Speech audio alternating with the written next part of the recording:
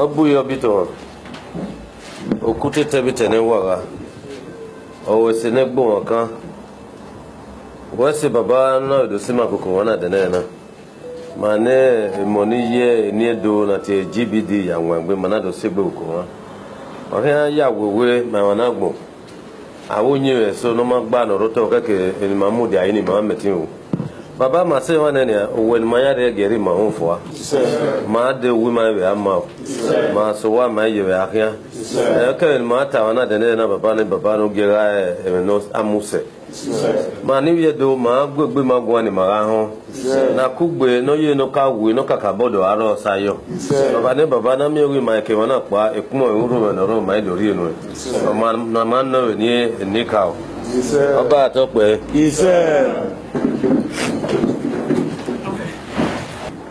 Press statement delivered by Imam Amuwe Zodowa, the Coordinator General Great Benin Descendants worldwide, on November 3rd, 2018. Good morning to all the pressmen seated here for the first inaugural press conference of this association since its inception over a year now. Distinguished ladies and gentlemen from the academia, civil society, and from all walks of life, I say welcome most sincerely. First, before we officially unveil the essence of this press conference, permit me to introduce this group to you all appropriately. We all seated here must have been aware of the imperial exploit of Great Benin Kingdom under the sole minds and leadership of the Oba of Benin, who before the unfortunate pre-planned episode of the British expedition in the year 1897 was an independent country of its own. Before our sovereignty was lost, the status of a country lasted for about 1,900 years, starting from the first recorded king of Benin, Ogiso Igodo, in the year 40 BCE, to the last independent king of Benin, Obaovora Menogbaisi. In spite of that unfortunate episode, the Benins have continually maintained the status of being great people, even in the midst of tribes who ordinarily were no match for us before our independence was forcefully taken away by the British and bestowed on those who once dreaded our might. The act of expansion of our kingdom started in the era of Ogiso Odolige, remembered to be the first warrior king of Benin. 5 centuries later, Obaiwa I redefined the whole concept of imperialist approach and further expanded the kingdom into an empire. The Benin kings are remembered to be landed warriors, not until the reign of Oba Orogboa, trained in the maritime school as well as a Catholic priest in Lisbon, brought a whole new idea of expanding his empire through the waterways, conquering and establishing many towns along the transatlantic line of Nigeria, now called Bight of Benin. Some of these communities were conquered, while some were founded along this successful venture of Oba Orogboa. Most prominent amongst these towns owned by the Benins is Eko, which the Portuguese called Lagos. It is our ancestors who founded and named that land and was never conquered. And as such, the ownership of Lagos is never in dispute, only misconstrued. In few months' time, it shall be reviewed. The concept of a larger empire like the Benin has its own deficiency of losing some of its aborigines to other places within and outside the territory of the empire. The acts that saw different modern ethnic nationalities who are of Benin origin scattered to different parts of present-day West Africa, most especially southern part of Nigeria. It is in the knowledge of getting to know that about 1/10 of the entire ethnic nationalities in Nigeria are of the same ancestry with the Benins of the present-day Edo people. that led to the creation of this group in prospect of having a common ground to unite all great Benin descendants all over the world. Since the inception of this group, we have identified over 36 ethnic nationalities or clans who have enthusiastically traced their roots to Benin. For purpose of time, we will hurriedly mention few of them. Esans, Esako, Owan, Ekbeye, Ogba, Epe Atise, Iwunroha, nicknamed as Ikweri, Ogbia, Igede, Ikare Ekiti, Aborigines of Eko, Aborigines of Itagbolu, Eze Chimen descendants of the Western Niger Delta / the Onitsha people, Oguta, Urobo, Isoko, parts of Ishekiri people, Degema, Benin people in Benin Republic, or appropriately to us, Benin Republic, Togo, Ghana, and as far as Guinea, amongst several others. It is in this knowledge that we are pained of the injustice done to us by the British, and we were the last true resistance to their plans. Without our defeat, Nigeria as a country wouldn't have existed by 1914. GBD is a forum, therefore, for uniting the descendants of this great empire. Having briefly established the mandate of our group, we cannot proceed to the business of today. We have followed the agitation of the independent people of Biafra, IPOB, under the leadership of Nnamdi Kanu, and we have no cause to be against the agitation, neither to be in support of, as we believe that every ethnic group has a right to pursue their independence. However, we completely frown at the statement credited to Nnamdi Kanu about a week ago that South region of Nigeria is part of Biafra. The statement is an aberration to both pre- and post-colonial history of Nigeria.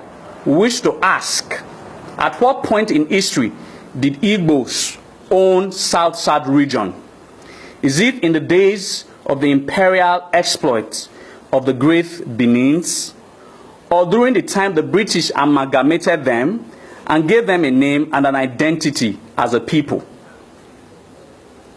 History easily remembers that the term Biafra is a borrowed word of a Portuguese colony in the present-day Cameroon, and a supposed seceding nation will have to borrow a name that is foreign to them.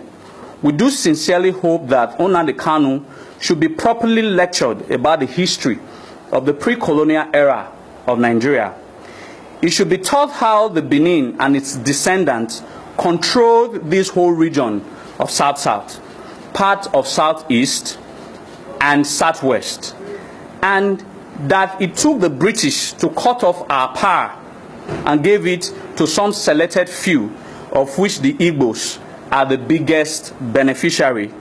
Otherwise, people like Nnamdi Kanu would not have had the effrontery to place all these older ethnic groups who have been in these places for more than 5,000 years under the wings of a group that is purportedly claiming to have come from Israel about 2,000 years ago.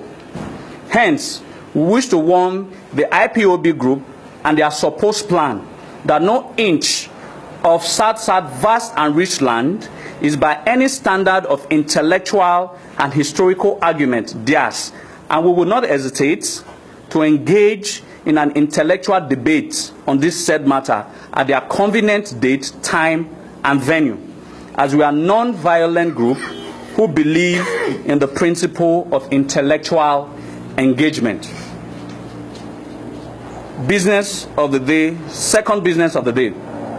We wish to announce to the whole world that the Oba of Benin is a king like no other, and as such, he deserves a place in our hearts at all times. In Benin, it is a common saying that Oba or Edo or Oba, translated as Oba symbolizes the Edo people, and the Edo people symbolize the Oba. It is a two-way phenomenon, like the concept of two sides of a coin. The Benin king and his people goes beyond mere bond, but shedded in the midst of history.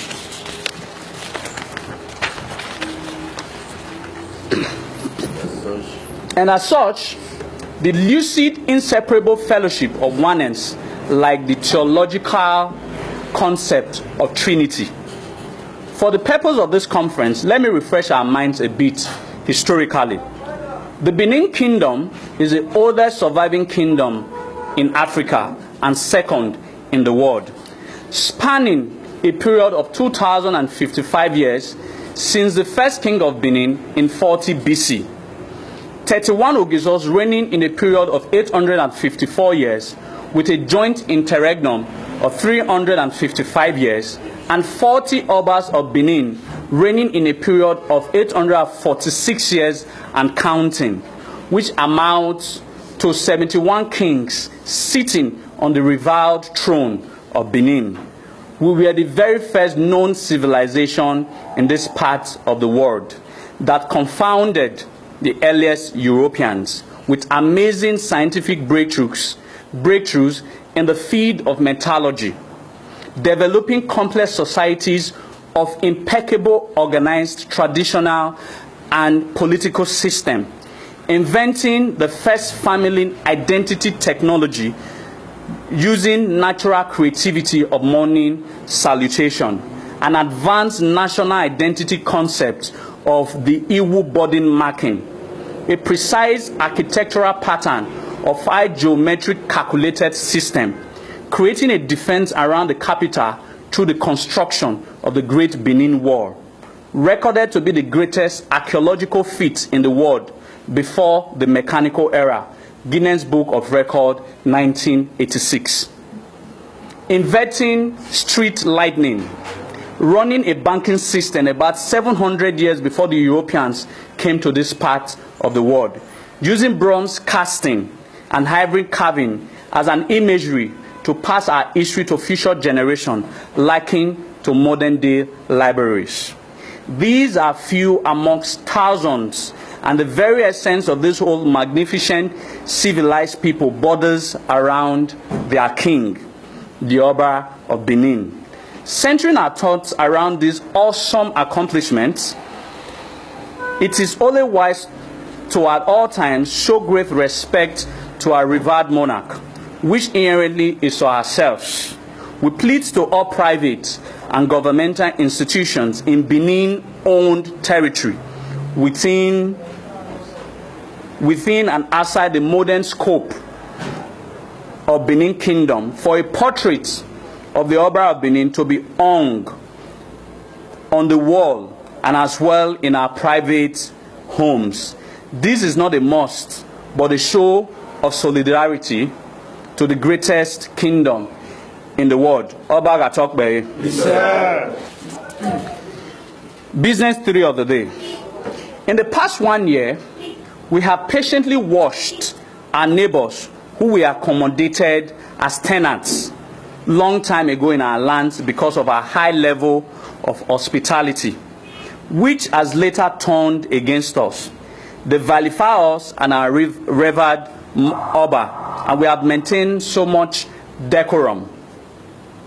And we have been threatened in our lands by those who have no historical nor legal claim to any parts of Edo land. We wish to notify these sets of misguided Ijaw people that no single man has a monopoly of violence. And for the fact that we are non-violent, that is why we are mild in our response to them, as other Benin group will react at the appropriate time. However, we might have abandoned our way of violence after the unfortunate episode of the year 1897, but we have not lost it. Maybe a little refreshing of the minds of these modern Ijaw youths in our lands should be appropriately done by the elders about who the Benin people were and still are. Certainly, it could make them have a rethink of not waking up a sleeping lion. The last essence for this press conference is, in the past few weeks, we have watched a few of our Benin people in disdain of their unguided statement to the revered monarch of Benin. And as such, we wish to alert them that they should desist from such uncommon practice in our lands. And we wish to notify them that there are avenues of channeling their pains to His Royal Majesty in a more coordinated manner. Consequently, GBD will no longer tolerate any person seen using social media as a tool of committing abomination against the Edo traditions, as we are sworn to uphold the very socio-cultural values that bind our people.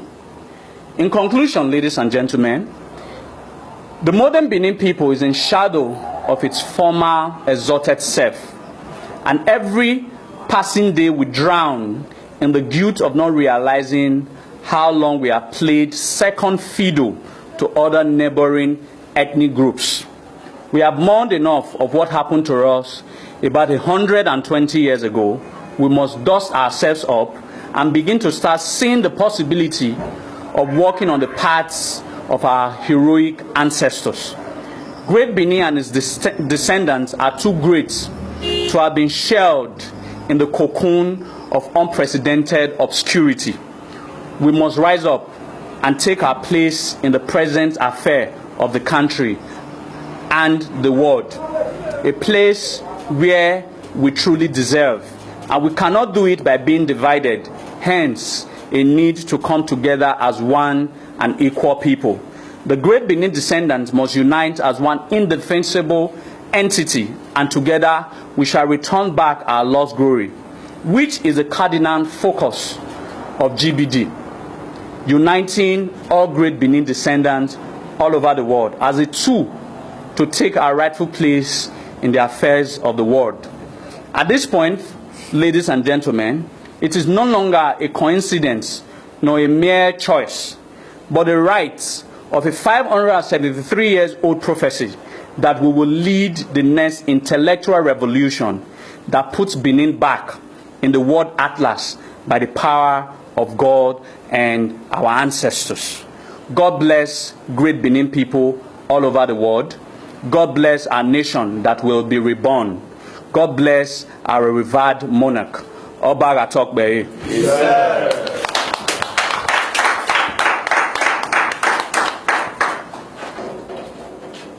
You talk about the desire to have the portrait of Omonoba adorning private residences and offices of Benin people. Is there any central point where they can buy this portrait? Because these portraits are not just easy to come by. I mean, good quality. You understand what I'm saying? Is there any place that people will go to get any of such things? Thank you. I write for Spy News Online at the Revolution Times newspaper. You made mention of the Ijaw people in your address, and the confrontation of the Ijaw people against the Benins, also to say between the Benins and the Ijaws, has been a recurrence decimal. And we do know that when violence becomes violence, of course, the end result is very, very unpleasant. So the Benins, I don't know how you are going to curtail this, because I read recently where a group, the Ijaw group, a youth group, said that they are not ceding any part of their land to anybody, especially the Benins. For me, I think this is a very complex and technical issue. How are you going to effectively deal with this? That is one. Then the other one, the Kano issue.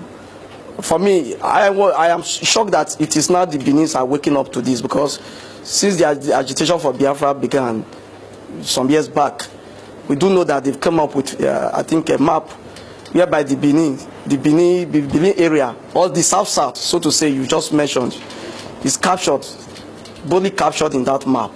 So I'm shocked that is it that the Benin's are just realizing that they seem to be captured in the map of the Biafra. And if you are just realizing that, how effectively do you think you are going to be able to curtail the caution of the Biafra into the south? For the first question from Mr. Akubowa, the central point that whoever wants to get the portrait of Omonoba to adore, whether they're private homes or institutions, they can get his number 18, Exotic Street, this particular venue, Institute for Benin Studies, back of the Oba Palace.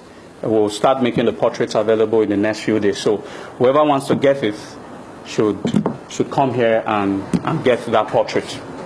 Now, on the Ijaw crisis, ladies and gentlemen, we understood that it was a lingering crisis for a very long time. And for the information that we have, that is why in the statement we made that historically these people have no bearing ownership of this land for two reasons. Historically, there were no Ijaws in any part of Edo lands. Historically, there were fishermen, migrants who were looking, we call it the swampy people who were looking for where to get fishes to kill. So that is how they got to some part of our Benin lands or Edo lands. And secondly, this case was the Benins, after some agitations in the late 70s, the Benins took the Ijaw to the court and we defeated them.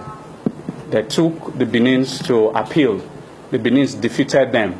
And the court case went to the Supreme and we defeated them as well.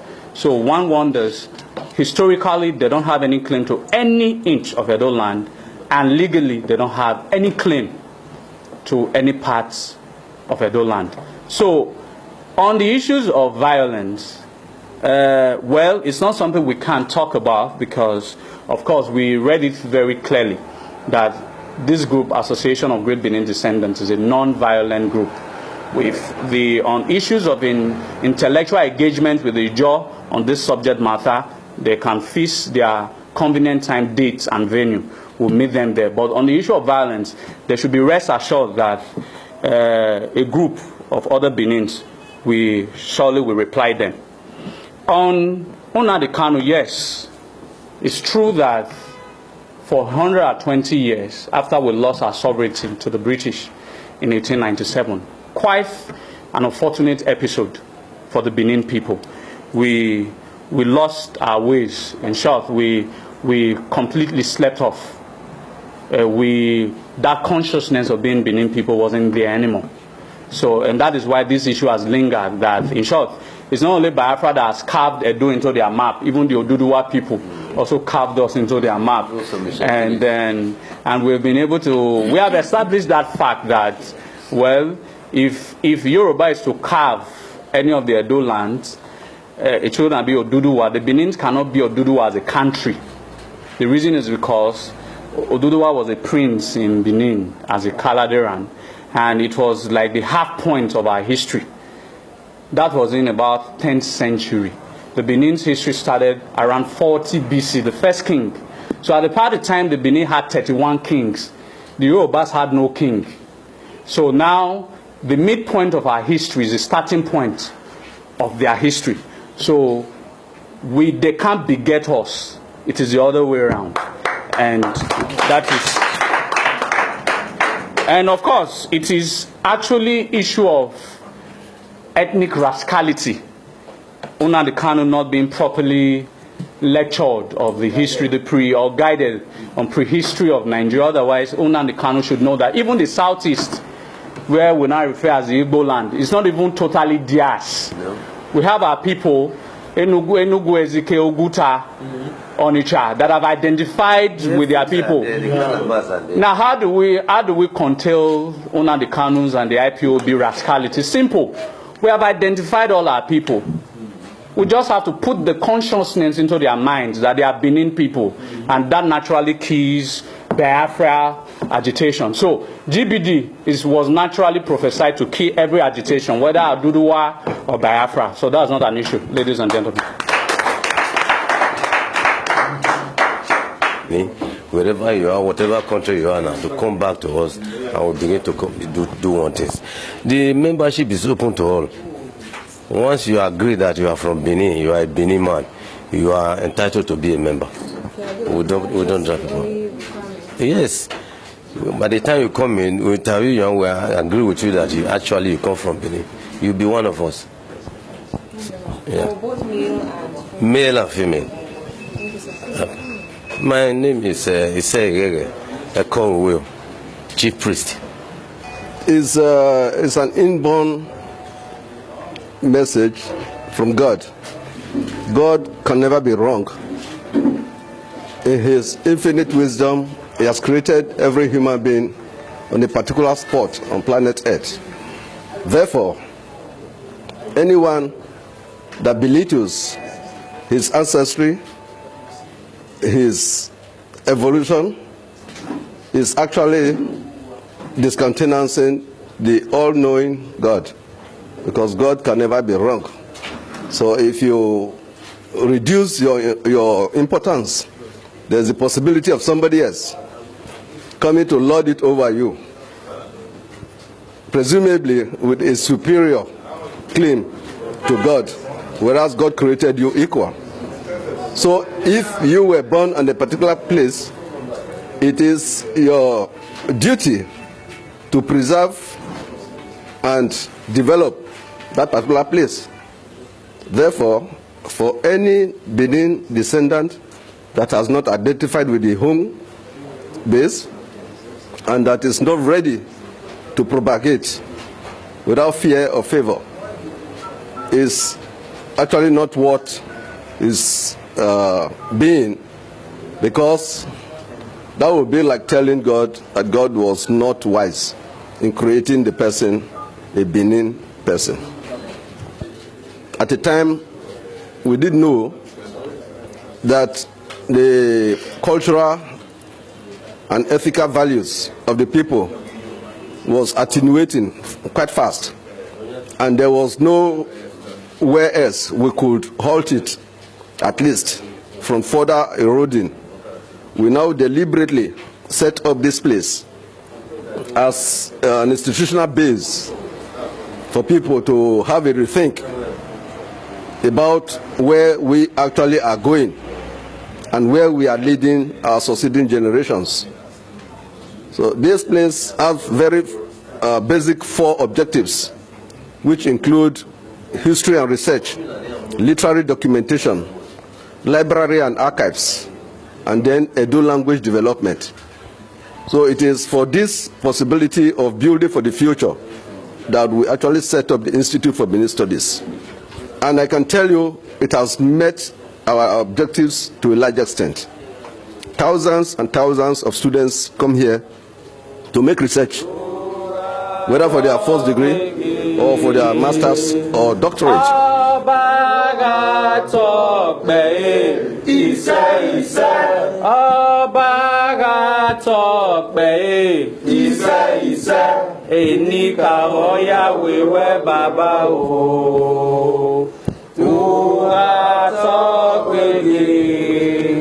Ọba àtọ́pẹ́